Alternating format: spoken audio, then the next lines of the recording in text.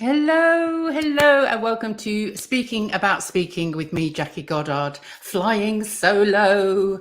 It's always a little bit scary coming on my own. It's so much easier to have somebody else to talk to because I don't know who's out there. There might be nobody out there watching me today, but I'm really, really happy to be here. It's been a while as well. So, for those of you that don't know me, are watching live or are watching on the replay, I'm Jackie Goddard. I'm founder of Power to Speak. I'm what am I? I'm a former fashion designer and a recovering actor and now turned speaker coach. So I've been coaching speakers and business owners, entrepreneurs, thought leaders, authors, anybody that has a message that they need to share with their audience, be it their customers, their clients, on a stage, in a Zoom call, in a networking space, or in a boardroom. I'm here to get them excited about actually speaking in public. Because according to the Mental Health Institute, 73% of people are more afraid of speaking in public than they are of dying. And that really is quite disturbing. So I love to use my acting training to get people excited and comfortable and happy to actually stand up in front of people and speak. And the way that I do that using the acting training, which comes down to the breathing, to the motivation, to character building, authenticity, honesty, and all of those lovely things, improvisation, all those things that you get to play with as an adult. But actually what it comes down to is finding your story. What makes you tick? What makes you motivated to do what you do? What is it that's in your heart and in your passion that makes you stand up and speak and be that person that other people want to listen to you? And basically that comes down to your story. So that's what I love to do, is to discover what those stories are and bring them out so that people feel comfortable and confident in who they are and what it is that they're talking about, and actually who it is that they're talking to and why they should care. So that's what I'm all about. I am obviously a podcast host too. So this live is something that's going out weekly in blocks of sort of 6 or 4, and then there's a 3-week break, and then we do them again. And generally I have another speaker or speaker coach with me, and we discuss all things speaking. But today it is just me flying solo. So I'm going to check the comments. I think there was, oh, hello, Yellow Tuxedo. Hi, guys. Fabulous to have you here. Hey, got you on in the background. Love a solo sesh. Fabulous. Good. Great to have you here. Thank you for joining me. I'm going to start, I think, with, I do have some questions here that I have been frequently asked, and I will answer those later. But if you have any questions that you would like to ask me or find out more about speaking, or how you can build your confidence, get over your nerves, whatever it is that you need to do in your space to become a more confident public speaker or presenter, then please do post a comment in there and ask that question. I'm very, very happy to answer it. Likewise, if you're watching the replay and you have a question you'd like to ask, then just go ahead, put a comment down below and just ask away. So what I'd like to concentrate on today, though, in the first sort of few minutes, is what I like to call the 3 B's. So they are my tips on how you can think about presenting yourself and what you really need to know in order to stand up confidently on a stage. And these 3 B's are, the first B, believe. So this really is about believing what it is that you are saying, because if you don't believe what you're saying, then your audience won't either. Now, I learned that early on, long time ago, before I even started acting, when I was in a changing room with an actor that I was dressing for a production at the Royal Shakespeare Company. And I asked him, I said, how can you get on stage and do some quite embarrassing things that are obviously required of you for your part without getting embarrassed or laughing or sniggering, and do that in front of an audience, whatever that might be? And he said to me, if you don't believe what you're saying, then your audience won't either.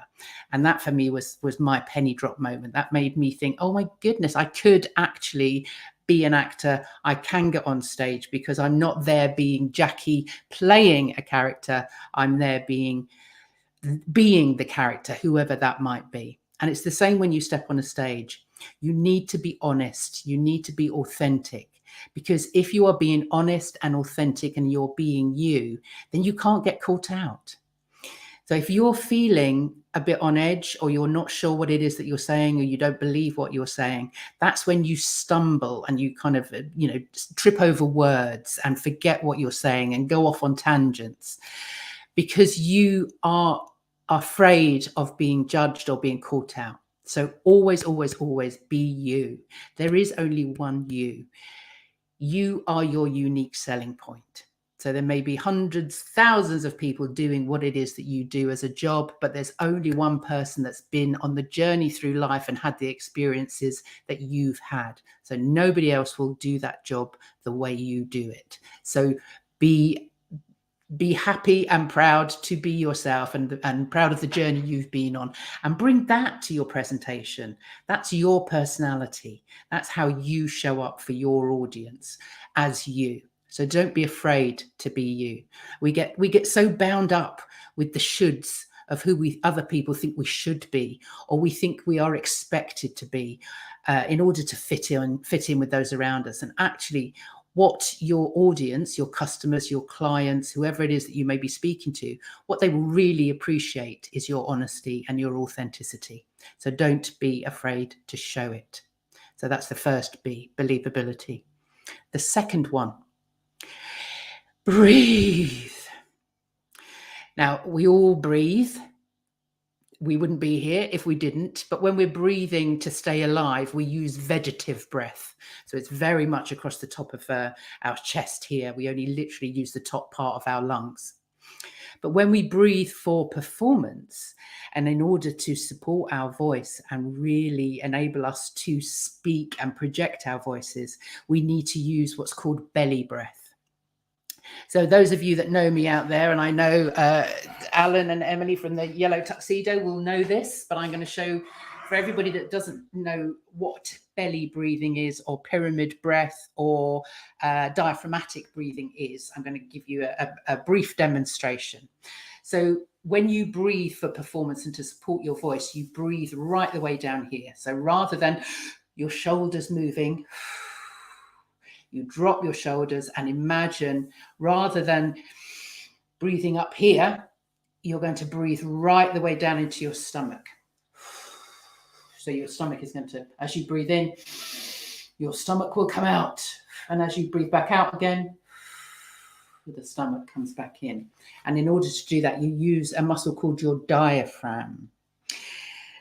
So this diaphragm here, I'm just looking at, I do this most evenings now. Fabulous. Well, that's good to know, because if you do this regularly, this breathing exercise, you will really work out all of those muscles you use to breathe, because they are all muscles. The diaphragm, that muscle that sits here at the bottom of your ribs, the ribs, the intercostal muscles, which sit in between the ribs, they're muscles too, and they help the rib cage move out as the diaphragm flattens as you breathe in, and then your rib cage comes out, and you have all of this space so that your lungs can completely fill with air.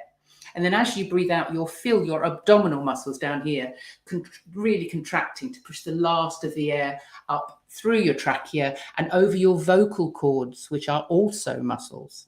So the more you do this, the more practice you get, the better those muscles will be. And the more workout you give them, the better and easier it will be to do this. So this is the exercise. You're going to put your middle fingers together, and you're going to rest them just below your belly button. So you can feel your belly underneath your hands.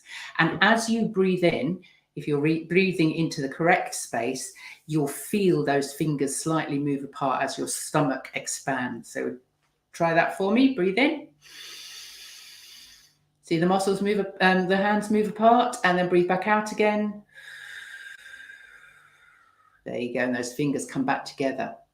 Now you kind of imagine that you are blowing up a balloon in your stomach. So as you breathe in, your stomach expands. So try it one more time.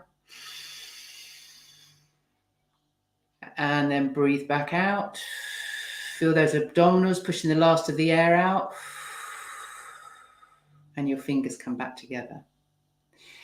Now take your time with that. So take a nice deep breath in and then back out again, and then continue doing that and just practice breathing right the way down here into your stomach. And when you've practiced that, you can then add in a sound, which is just an R. So rather than throwing your voice or shouting, which is all, if you shout, you'll find that this is why you damage your throat, is because you're not using the breath from down here and you are straining your vocal cords, your muscles there. So if you breathe from down here, just drop open your mouth and just let an R sound out. So you go breathing in, and on the out breath, just an ah, and keep going until your fingers come back together and you run out of breath. And then you will naturally feel that you will naturally take in as much air as you need that will fill your stomach again and fill up your lungs to their hugest, biggest capacity. So that is how you breathe for performance, and that is how you exercise and work out all of those breathing muscles. So make sure you do that quite regularly, and you'll find that if you add that sound in, that you'll be able to count how long you can keep that sound going for. And the more you practice, the longer you will be able to use that, keep that out breath going. So that's a good one to practice as regularly as you can. Now, the other breathing exercise and breathing technique that you will need really is for nerves, and breathing for anxiety is a really, really good way to calm those nerves before you step on a stage or get in front of an audience that you're feeling a little bit nervous about. Now, you're never going to get rid of those nerves, so don't try, because they show you care. So if you're feeling a little bit anxious, feeling a little bit nervous, you can feel the butterflies in your tummy, then just sit quietly somewhere for 5-10 minutes if you can manage it before you go on stage or in front of that audience. Relax your shoulders down, nice and loose, and then just close your eyes and imagine you are lying on a beautiful beach. It's lovely and warm. You can feel the sand in between your fingers and in between your toes. And you can hear the sound of the waves coming up the beach, pausing before they go back out again. So in your head and in your imagination, you're lying on a beach. But I want you to use your breath so at the same time as the waves. So you breathe in for 4, 2, 3, 4. Hold for 4. And then breathe out for 4, 2, 3, 4. Hold for 4. And then breathe in for 4. So you can see how you can imagine the rhythm of the waves coming in and out with your breath. And with that lovely visualization going on in your head too, that will really bring all of those nerves. I heard somebody say, though, bring your butterflies into formation. So that will really bring you back into focus, bring you back into the room, really regulate your nervous system and give you a nice calming feeling. So you're not quite so nervous when you go on stage. But as I say, embrace those nerves. They are your power and your excitement. You don't ever want to get rid of them, but just that breathing technique will really just calm you down. So that brings me on to the third B, number 3. Be prepared. Dib, dib, dib. That's Alan should know what that is. I think it's one of those. So be prepared, number 3. Now, this really is about the performance itself, making sure that you know your stuff, you know who your audience are, because after all, it's not about you, it's about them. They are there listening to you, and the reason they're listening to you is not because you are necessarily the best thing since sliced bread, but they're listening to you because you have something of benefit for them. Otherwise, why would they be there? There would be no point. So think about who it is that you're talking to and why they should listen. So make sure that your talk, your presentation gives them some value. So think about who they are, do your research, find out who it is that you're talking to, why they are there, and what it is in your talk that you can bring benefit to them and add value to their lives. What are the takeaways going to be for them? So think about them. And it was Nancy Duarte who did a fantastic TEDx talk called, oh, I can't remember what it was called, but it's about she measured speeches against each other. She overlaid speeches from Martin Luther King's I Have a Dream speech to the Steve Jobs Apple speeches, and found that there was a pattern of how they dipped, and how these fantastic speakers got their audience to really go along with them, made them laugh, made them cry, made them feel something with the storytelling and the way that the shape of the speech. But she says in her speech that it's not about you, it's about the audience. You are the Yoda to their Luke Skywalker. So you are there as their mentor. So really work out what it is that you're saying that's going to be of value. Make sure that you practice. I mean, I know that sounds silly, but there's no point trying to wing it. If you wing it, that's when your confidence literally goes out of the window. That's when you are going to feel so nervous because you are not completely confident in what it is that you're saying. So practice.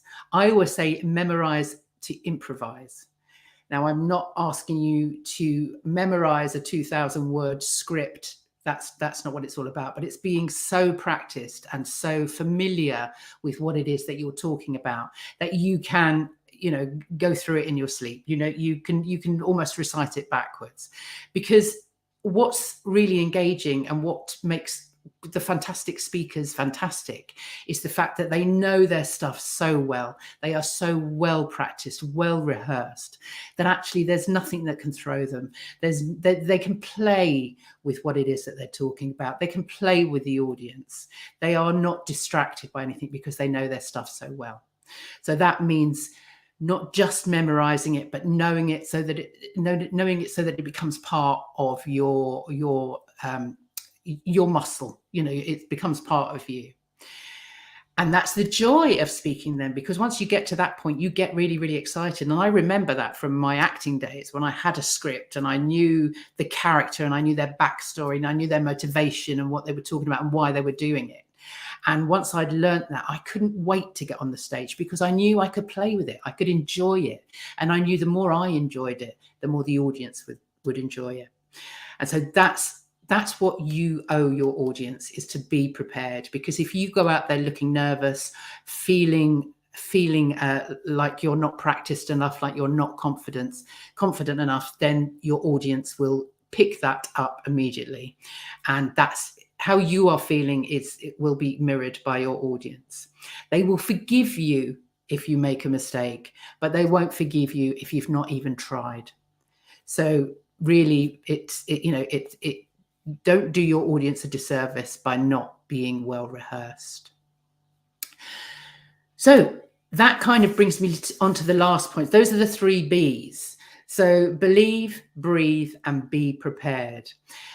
I mean, in being prepared, make sure that you actually do practice in front of a human being as well, because I think it's really, really important just to, again, get those nerves out, to really, rather than just doing your talk presentation to a mirror or to the air or just reading it without even speaking it aloud. Make sure you find it, preferably somebody that loves you or likes you a bit, and do your presentation to them so that you kind of get over that first hurdle, and then they might be able to give you some fabulously constructive criticism in a very loving way.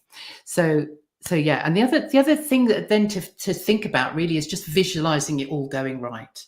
So really think about and see in your head that this is going to be a fantastic opportunity for you to promote your business, for you to develop your personal brand, for you to market yourself effectively, for you to stand up and be heard. And so really enjoy it. And you can only do that if you are confident and prepared and have everything in place. Make sure that you are standing straight, that you are dressed beautifully, that anything that's going to give you a confidence and make you happy and excited about stepping in front of your audience. So make sure everything is there in place for that, and enjoy. That's that's the biggest message of all, is make sure that if you believe, breathe, and be prepared, you will enjoy and be excited about getting in front of your audience. So that's the 3 Bs. Now, in the comments, I've put, I don't know if you can see it in the comments, if other people can see the other comments. There's a newsletter there where I put tips and techniques, and there's also a link there to the free ebook, which is basically these 3 Bs. So please do, and go and download that. Rehearse. What's this? I've got there we go. LinkedIn user. Not sure who that is. It might be Christoph. It was Mo last time I was on. But rehearse. Disrespectful to your audience if you are not prepared to do your best for them. Absolutely agree. Yeah. They're there to see you and to hear you, and it, it really is in your best interest to do your best for them. And I had a speaking about speaking guest, John Torrens, that's just gone out on the audio, and we were discussing the fact that if you were on a plane and the pilot came over the tannoy and said, "Oh, I'm so sorry, I'm feeling a bit nervous today," or he sounded very nervous in his or her voice, then the passengers you'd all panic as passengers, wouldn't you? So really, it's really down to you to lead your audience and show them that this is gonna be a great experience for them. So they're in the right place. They're in good hands. Yes, it is Christoph. Hello, hi Christoph. So I don't know if anybody out there has got any questions for me. We've got about sort of 5 minutes or so left, so I'm happy to answer any other questions. If not, I will head to my trusty notes. Oh, what's this one? Have you got any performances in your back catalogue that just didn't go to plan? No. Well, yes. Okay. I do remember one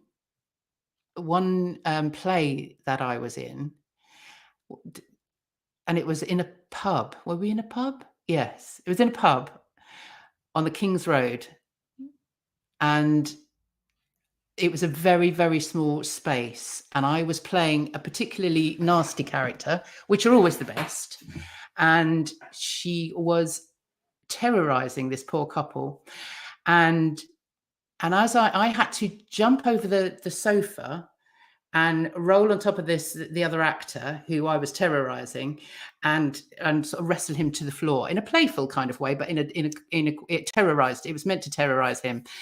And as I'm doing this, making this sort of monologue and saying my lines, his mum, the actor's mum, was actually in the audience, and she said, "Get off my son," or something like that. I can't remember what it was, but it was very, very difficult not to react, and I didn't, and I just sort of carried on. And yeah, it was quite funny though. It was quite funny. What's this one? Oh, it's Christopher again. What's the opportunity of performing well as a speaker? What's the opportunity of performing well as a speaker? Do you mean in terms of the opportunities that it gives you if you're speaking about your business? Is that what you mean? I would assume. Well, it is that kind of marketing yourself, isn't it? It really is part of your personal brand. I generally find with the guys that I'm working with. Thank you for that, Christoph. Yeah, I think the people that I work with generally, it's all they're running that they've founded their business, they're working for themselves, they're certainly having to get up and speak about something that they're very close to and that they're quite passionate about. So it really does help to put together a signature talk or a talk of some kind that really expresses why you're doing what you're doing, because in that you are drawing the audience towards you and saying, look, this is what I'm passionate about. This is why I love what I'm doing. And this is why I want to do this for you. And it really builds rapport, and it builds connection, and it builds trust with the people that you're talking to.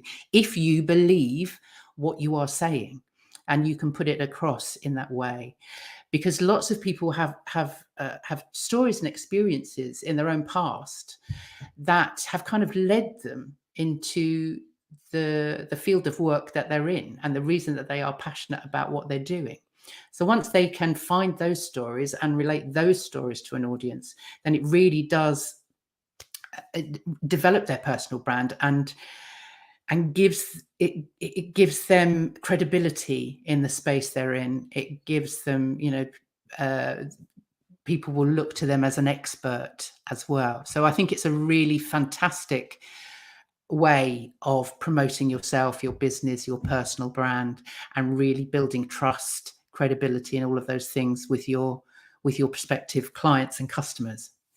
So and the opportunities, there's so many opportunities out there now for people to speak, to be a podcast guest, to step on a stage at a conference, or to be in front of people, to do lives like this. This kind of thing didn't particularly exist, certainly not in my world before the pandemic. But now these opportunities are everywhere. There's always space to share your stories and your experience with an audience, and you can bet that your stories and experience will validate somebody else. They will really resonate and make you relatable.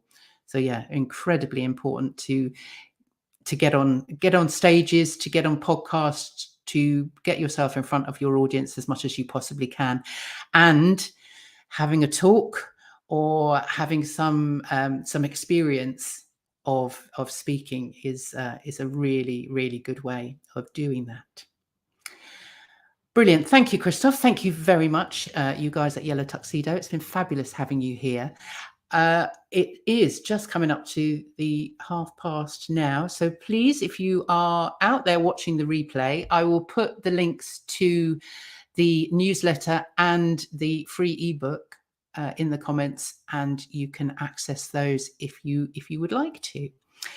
And let me just put up the Power to Speak website, so you can contact me there if you've got any questions, any further questions, or anything else that you'd like to comment on, or have a look at what it is that I do, find out a little bit more about me. Then go there and have a look and check it out. Yeah, and I'd love to hear from anybody, or anybody that would like to find me on LinkedIn. That's kind of where I hang out too.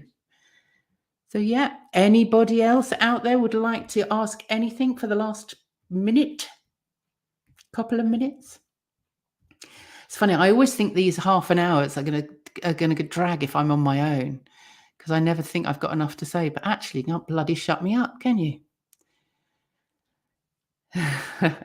Fabulous being here. Thank you very much. It's lovely to have you here. It's always good to have some people interacting. I do like a bit of interaction. Well, brilliant.